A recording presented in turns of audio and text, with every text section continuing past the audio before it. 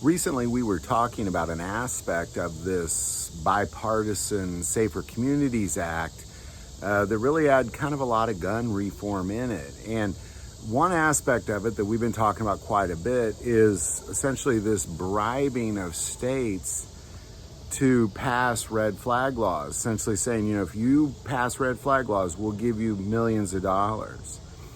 Now, and the reason I kind of throw in the bipartisan piece is several members in Congress raised some question marks saying, wait a second, you can't just have red flag laws without some sort of due process. So in that law was a due process saying you can't just give money to states just to confiscate people's firearms. You're going to give money to people's states for red flag laws. There was a due process put in place by Congress that you would have to follow.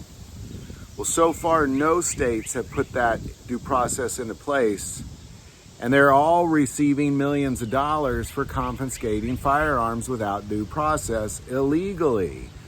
You can't do that when it comes to Congress.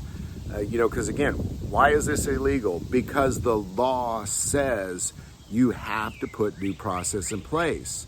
And ultimately what the White House and the Department of Justice has said is, no, we're not, even though the law says we need to do that, we're going to illegally fund these anti-constitutional red flag laws in these, and they're very blue states too, by the way.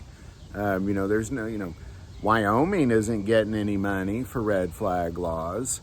Montana, Missouri, it's all going to California, New York, Illinois, New Jersey, and they're not putting the due process in place.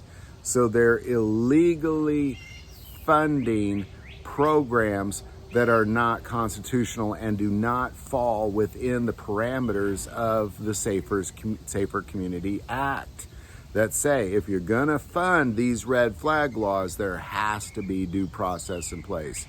So far, 0 states that have red flag laws have put those due process in place, and all states that have red flag laws are receiving funds. That's the problem. Any thoughts or insight, definitely put that below. If you like this video, click like and subscribe. Feel called to support this channel. The Patreon link is also below.